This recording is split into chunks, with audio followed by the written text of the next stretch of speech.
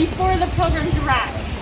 For a little bit of perspective, they've been around for 12,000 years living here. The Pilgrims arrived 400 years ago. So a long time before the Pilgrims arrived. As we walk around today, if you have any questions, you can stop me at places and give you more info. So we're going to begin walking down the home site path. Ready, go. Get up. Let's start to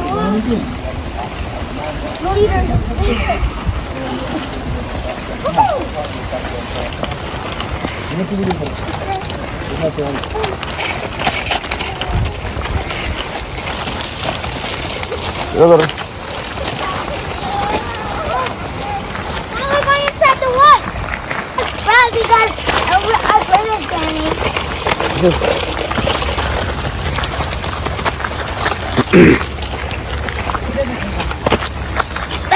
but we almost in the sun and we are in the forest.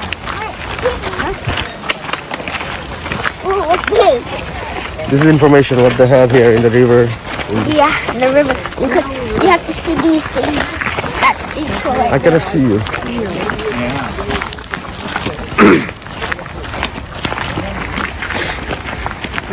This is the jungle they sleep. This is the If you would like a gathering. Yeah. or a bench, we're going to sit here for a few minutes with that. Okay, sit down. This is that's how they used to. If you don't want to sit down, you don't have to. This is their dining tables. Yeah, that's it. This is their dining tables. Okay. This is not dining table. Sit down.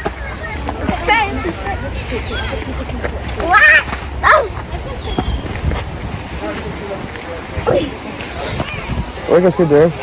No, Okay, sit. it's kind of slippery. So like I said, the Wampum people were living here about 12,000 years ago. That's what you said. Now, if we think back to our history classes, maybe in elementary school or... So this is the garden is Wimping Garden. Oh, look at this. What is this? That's how they used to live. Here, I guess. Yeah, this is dugout We're canoe. going to stop at all of them. That's what I was telling you. They have one inside. This is dugout canoe Alright, we're going to stop. from the tree. Oh, where'd they go? It's probably a different group.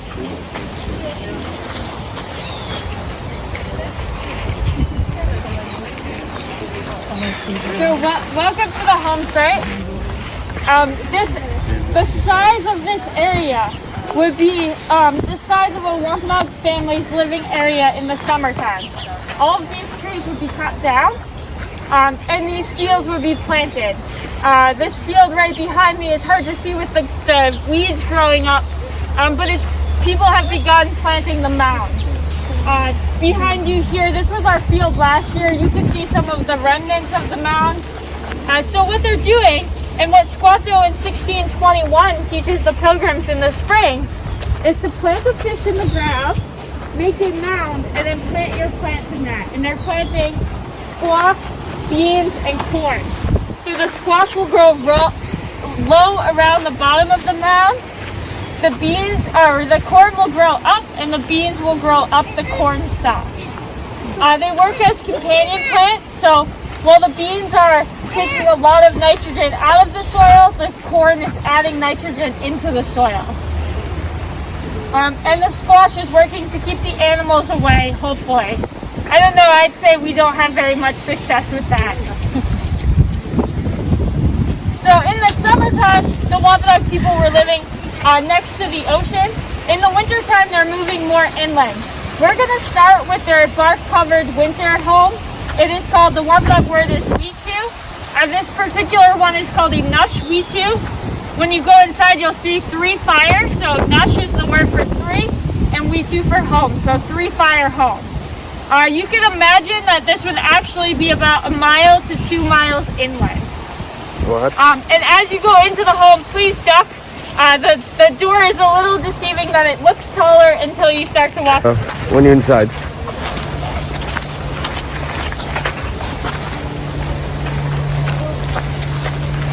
All the way in, and if you would like to have a seat, feel free to. Just follow Ayat. You can sit, she said. You can have a seat if you would like to. Sit. These are animal skins. That's fine. What are these? These are animal skins. Animal skin.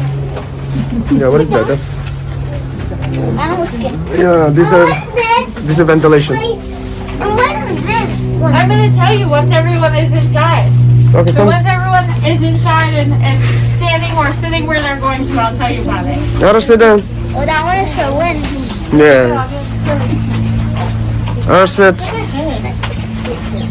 Come here. Why don't you sit over there with your family? Look at fire. So this is a winter home, as I said. It's bark covered.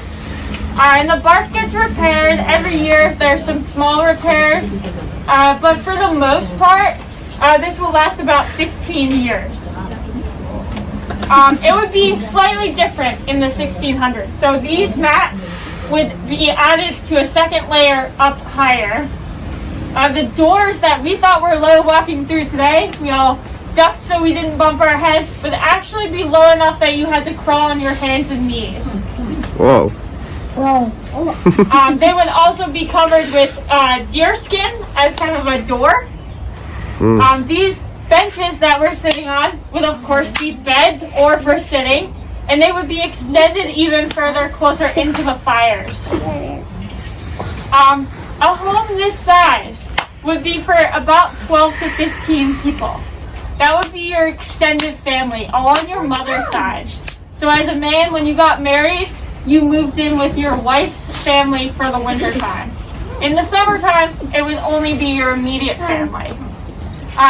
Well, this is 12 to 15 people. We know they existed long enough as about the size of a football field, and that would be for about 40 to 50 people. Most of these skins that we're sitting on are deer skin. Oh, deer skin. There might be some other different animals mixed in. You can touch. You can feel it. This is deer skin. This is real skin. Just learn something. I've got some different items around here. So this here Doll. is a doll. A little girl would have made it to practice sewing. You'll notice there's no face on it. That would be traditional. That's so the little girl could picture her own face. None of these dolls have faces. And then I've got a canoe. When we go over, I will show you how they made the machoons. Machoon is the Wampanoag word for canoe. And they would have made toy ones as well, just like we have toy trucks and cars that kids play with now. So that kids could play with them. Some other things you'll see in here, we have lots of bags. If you picture your home now, I'm sure you have closets and bureaus and cabinets and boxes. These bags would be for storing your items. Nope, that's not a bag, so if I could grab that. It's probably for the food. This would be for wearing in the winter time. Not socks, it would be for putting your arms in as arm warmers. It's for the winter. So you would go ahead and wear it like this. Yes. Yeah, go try. You wanna try? Go try it. You wanna try it? Another thing we've got here, right behind. It's a bag. This is not a bag. It's a cradle board. So if you had an infant, Infant, yeah. you For would the baby. You would put them right in here. And then you would carry them, but instead of it being a backpack like we may have, it would actually be put on your head. It's for And the I can't quite do it because I have a hat on, but it would be put on your head and balanced that way. Wow. Oh, so cool. So nothing. I want that one. So it looks like they have everything that we have right now. A bag. What about the dollars? So most of the toys that you're gonna play with are to teach you something. So like I said, in making the doll, you'd be learning sewing. in making the boat, you'd be learning the skills to make bowls or larger boats. You can see above his head there are a lot of arrows. Some of those are going to have, bone or stone tools or tips. Sorry. Some of those are going to have no tips, and those would be for little boys to practice shooting with. You guys have over on your end some different clubs. So in her hand is a war club. If you were to have a battle, battles were not very likely. So for the most part, Wampanoag people wanted to settle their argument using this game called Wampanoag football. It was similar to rugby. Basically, you could throw or kick the ball, and it was full contact. It was played on the beach, and the goalposts might be a mile apart. It would be played over several days often, and that would be a way of settling a dispute. Now, the thing that you just picked up, you can hold that up for everyone. That would be for doing something like maybe splitting a pumpkin open, kind of chopping it.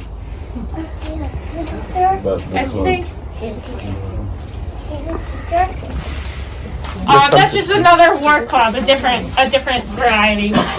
This here, I've got a stone tool for chopping things. So this is a piece of stone and a wooden handle. It's tied together with sinew. Or the tendon of the deer. And that would be the same thing that you're using as thread when you're sewing. Any other? What is this made from? No, those are plant fibers that are woven together. You can get a good look at them in any of the joints of how they're not really rope. What that line for? What that shooting for? The holes? For cat beef. This one for the hunting. For hunting, yes. For hunting. When we got lines to see bears, we had to shoot it. Yep. And they had to run away. Yeah, we're gonna run away. Okay. These supports for the cooking. Yes. Would normally be thicker than what we see here. Not necessarily. We'll cook over this in the winter and in the fall. Fall more than winter because we're closed. But not necessarily. And these are pretty solid. They're like dug deeply down into the ground. There's a pot too, right? Pot. We will see more of the cooking apparatus when we walk up to the cooking arbor. What's this made from? So that one's obviously made from like more modern materials, but that would have been made from plant fibers woven together. The string is kind of like if you think of like a hemp, the way we have modern hemp, and that's what some of these bags are for.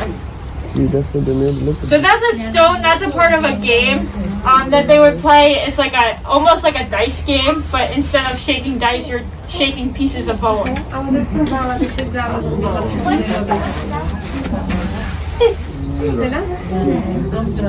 If you can't find the hook, you can just leave it on the bed. We pull things down all day.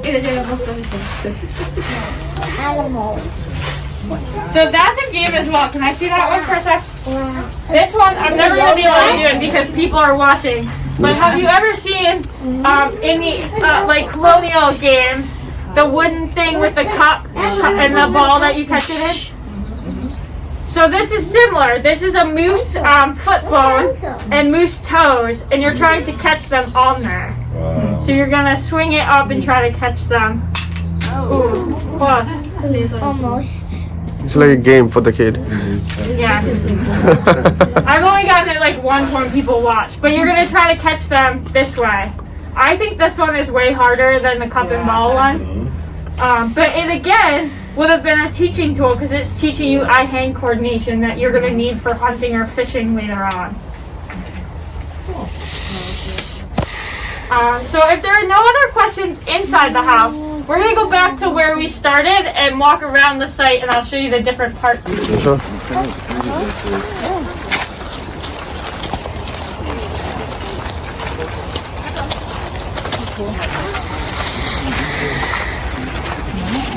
Come back fast.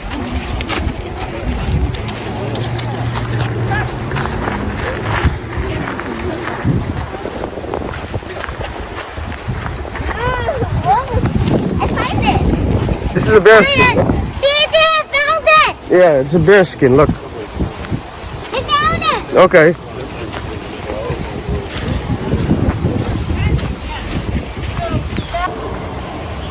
So, like I just said, that structure is this, but with bark covering it.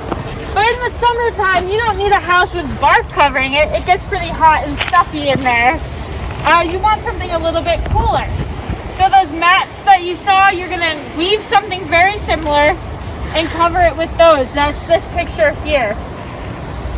And cover it, and those work so that when it rains, they get wet and they expand a little. They're reeds that you picked from right near the water's edge. And then the next time it's a hot day and it's got a little bit of a breeze, it's gonna blow through and work kind of like a natural air conditioner.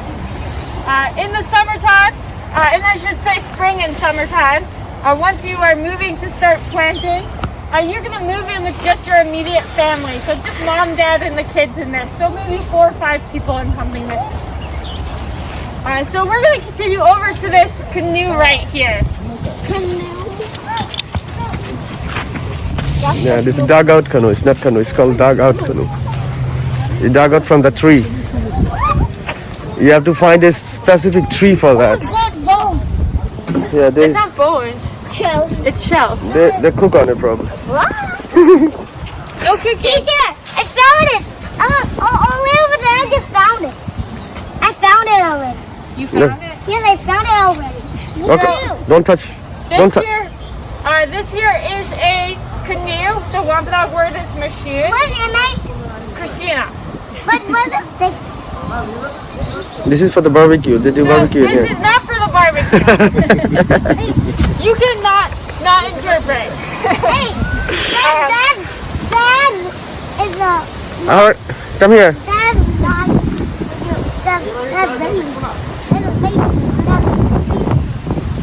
This is too small a stick for me. This is okay. So it looks like it's for the barbecue. Can I do it? Hold on, Be quiet stop. for just a minute, and then I'll let you ask questions. Hold on, come here. So this looks like it's for the barbecue because it's got lots of soot and ash in it. And you might eat over it while you're making it, but it's got lots of soot and ash in it because that's the way you make it. So once you've got your tree, you actually start a fire right on top. And while the fire's burning, you're scraping the inside. So you're scraping away all these hot coals. So of course, while you're making it, you might barbecue as well. But for the most part, this is not. Now you'll notice there's a lot of shells in here. Once I've got this scraped out as far as I want it, I'm going to take the shells to scrape all the soot and ash out. Using a fire is helpful because if I were to use an axe and chop away, it's going to take a lot of energy. The fire, I'm not doing that much. I'm just pushing the hot ash a little bit to expose more to the air. It also helps that the fire brings the sap to the outside, and that helps to seal the wood. So once we're done with this canoe, you can see there's some of them behind me. It's going to go in the water and stay in the water 24/7. That means even in the winter, you're going to fill it with rocks and keep it underneath the water. It's really cool to us now because, sometimes you fill it with rocks and you come back and you can't find it. We have found canoes. So they just found one, I think it was in Minnesota this year, that dates back to the 1700s. So it's pretty cool how it preserves it under there in the mud. This one would be for about 2 people. If you're using for fishing, maybe on the river here. We're going to step over to that very large log and I'll tell you about that one.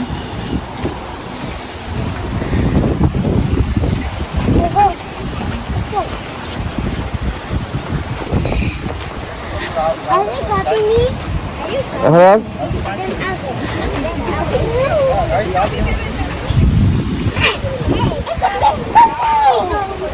It's for maybe 20 people. 20 people. 25 people. No, is it? Are you copying me? It probably take long time. Copying me? So this one here, obviously for a lot more people. We're almost done with this one.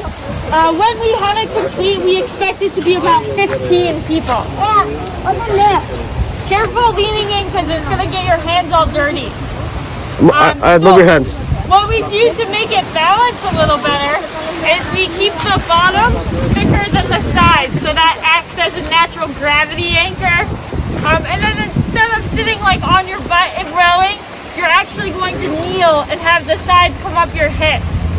Doesn't sound very comfortable if you're going a long journey. Something like this would have been used on the open ocean to travel far distances, maybe go up to Maine and trade, or go to Martha's Vineyard in it. We actually took the one that's on the ground and it's a planting bed now. We took that to Martha's Vineyard in 2002. That one I think had like 4 people in it. And how long it took them? It took them, they had a group of people that they left where the ferry leaves in Falmouth. And the people boarded the Woods Hole, so they waved goodbye. They boarded the ferry. The machine actually beat them. It took them an hour and 40 minutes. So a pretty good pace they were at. Once this one's complete, this very large one, it will be the largest machine built in a couple hundred years. And we'll keep it next to Mayflower. Any questions? I'm sure you have a question. No questions? Okay, let's go. All Move your right, hands. we're gonna make our way to the last stop on the home site, which is this structure up here at the top of the hill.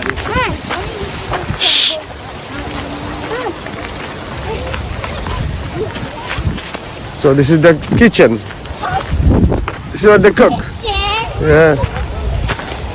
He's right this time. I'm right this time. Look at the pots. The weird pot. This is old. So this here is our cooking arbor. This would be, you'd be cooking outside for most of the year, from about March through November. What you're cooking and what you're eating is going to depend on this time of the year. In the summertime, a lot of fish. You've got nets and traps to go fishing. In the wintertime, and in the summer, of course, a lot of vegetables and fruit. In the wintertime, that's when you're going to go hunting and get those animals like deer. You noticed in the house, possibly, there are no tables and chairs. That's because people are eating when they're hungry. So everything is cooked throughout the day, and you're just coming up when you're ready for your meal. That means that the meal may change throughout the day. I've got a very bad piece of pork to show you. The animals have taken all the kernels off. But what you would do, the corn is very hard, so you can't eat it like on the cob. You take them off, you grind them up into a cornmeal. So we've got some cornmeal here, you grind it up. You may mix some fruits in it. And you put it on some coals off to the side. That makes kind of an oatmeal-like porridge. It's called nasant. And then as the day progresses, you may change that. So someone goes fishing, they get a fish, you add that fish to that, maybe you add some onion, and it becomes from a savory dish to a sweeter dish. A sweet dish to a savory dish. Generally, the people cooking are the women. The women are doing anything, they're called the givers of life, and the men are the takers of life. So the women are, childbirth, growing in the garden, planting, cooking. The men are doing things like hunting, fishing, chopping down a tree, and of course any kind of war. But as a Wampanoag person, to be considered an adult by the elders and ready to be married, you had to know how to do each thing. So it's interesting because Squanto is the one that teaches them how to garden, but it was the women that were doing the gardening. So he'd never done gardening, he just really knew how to do it. That wouldn't have been his role in the community. the Wampanoag people were here first. But then we know, of course, the Pilgrims arrived in 1620. To really tell their story, we have to go back a few years before that, when they're in England. King James starts making changes both to the Bible and to the way they were practicing religion. So this group of people, known now as the Separatists, because they wanted to separate from that, real clever, you know. They don't like that. So they get his permission to go to Holland. That works for a few years. They can, you know, teach their children the way they would like to teach them. They can adhere strictly to the Bible. So they didn't want to practice things like Christmas or Easter because they're not in the Bible. So let's take a walk up and we will stop inside the fort.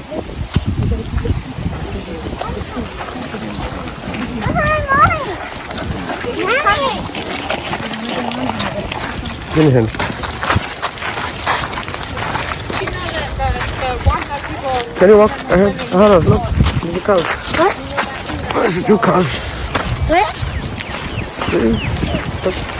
I got the ow! Ah! Animal!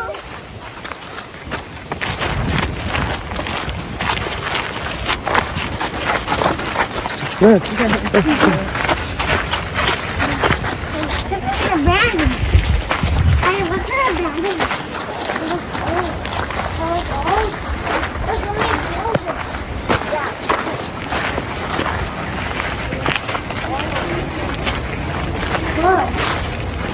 You can have a seat if you would like.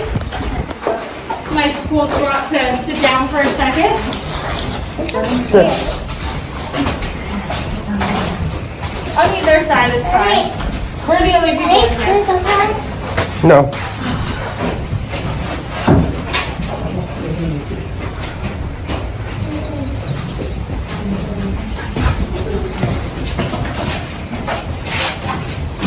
So just a little bit of info on that building that we were standing outside of while I talked. That's our craft center. When you do go into the village, so of course they finally get to Plymouth in December. Their priorities building houses and building this fort. They don't have time to do things like build furniture or make pottery. And so right for the first few years, anything that you'll see in the village was brought over on shipments from England to the visitor center. You'll just follow the asphalt path.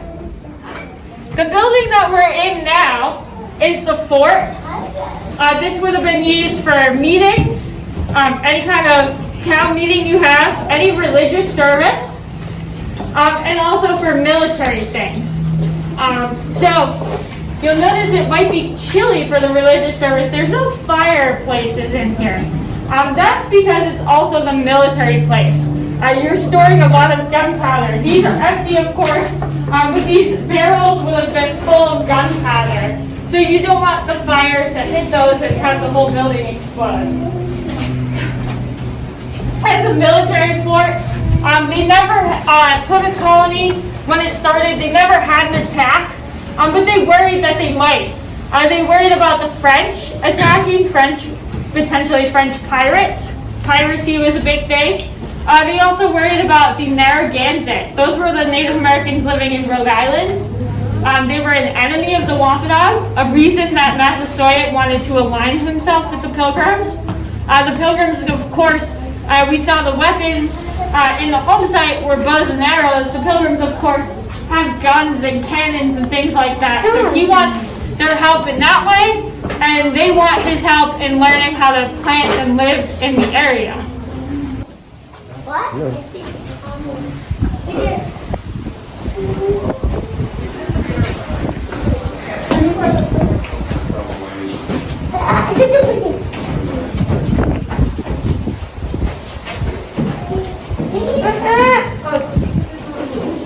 Hello. Oh, excuse me.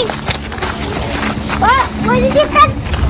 Nothing. She said you look yourself and go back home. Let's go.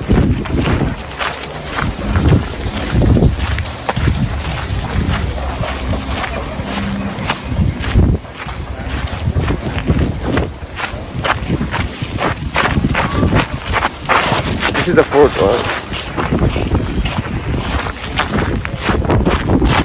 Ayat.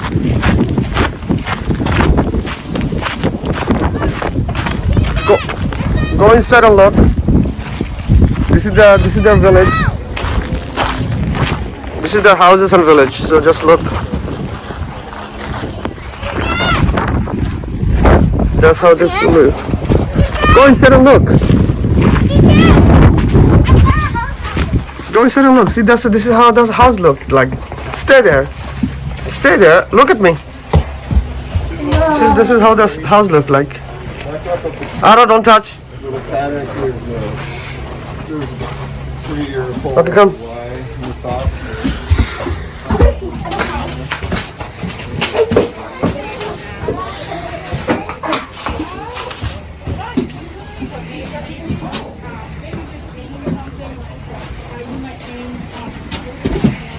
Go. Go, visit it. This is usually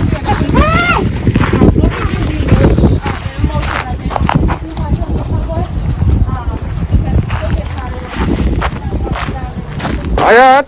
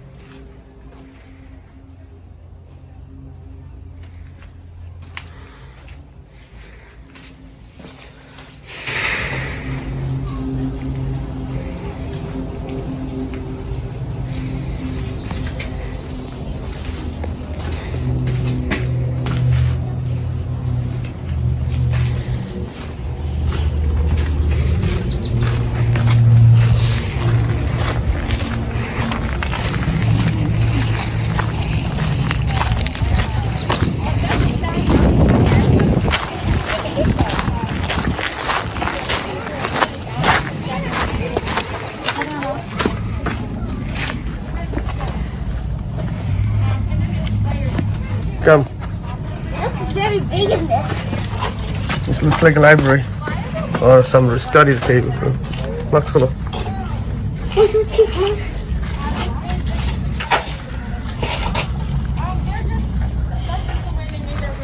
Walk. Really? It's like a real big. Don't touch, please. This is the backyard. Wow! This is the backyard. This is where they play football, probably. I don't know. No. They have plants. They don't play football here. Okay, come. I'm leaving. We gotta drink. We'll come this way.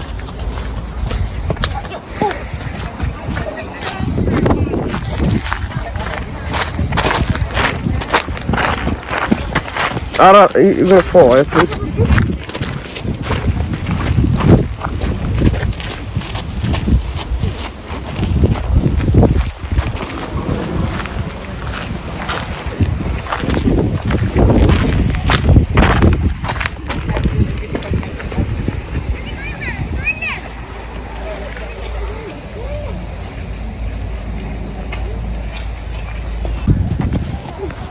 So this is the oven 400 years ago. No, you can check. I think that's how they use the. Oh my god! Yeah, this is where they make the bread. Oh, so big! Yeah, this is where they make the bread and do stuff. So this is the 17th century artifacts. Unfortunately, we don't have chips in here. But I got my kiss in it. You got your chips though. My kiss is yellow. These are 17th centuries. Yeah. These are from a long time ago. So on the table, all the pottery is pottery that the Pilgrims would have been familiar with, but the Pilgrims. But Daddy, I'm going to whip like. So all this stuff would have come over from Europe either with the Pilgrims or later on trade ships. So big boats that would have carried lots of stuff that basically people have traded things like lumber, animal furs, or salted products for either items or to live on this land. They owed a lot of money to a king, so they basically or had to pay the king off. So it takes them 7 years. And either way, those trade ships would have been coming back. 7 years. Wow. So just look through it. These are the potteries they brought. No, come here.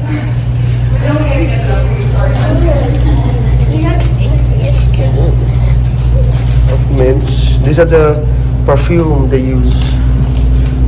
Wow. Come here. Hey, come here. I see something. No, this is it's somebody else brought it. Look at it now.